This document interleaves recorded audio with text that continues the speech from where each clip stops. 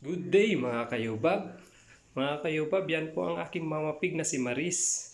Kung napapansin nyo po, marami po siyang sugat. Dahil po sa kagat po ng insekto, gaya po ng lamok at sa kalangaw. Hindi siya pwedeng purgahin o kaya magturok ng para sa sugat dahil po isang buwan na po siya nakastahan. Iwasan po natin na ma-stress ang ating alaga. Yan po ang kinagamit ko. Quick Heal po. Pwede rin po yung Combinex. Napakabisa po niyan kayubab. Mag-spray lang po tayo niyan araw-araw. Pwede rin po natin gamitin yan pag nagkapon po tayo ng biik o kaya naman po magputol po ng buntot. Mga kayubab, wag po natin hayaan lumala ang sugat ng ating mga alaga. Pag may nakita po yung sugat, spray po kayo agad. Pagpasensya nyo na lang po yung baboy ko mga kayubab kung madumi.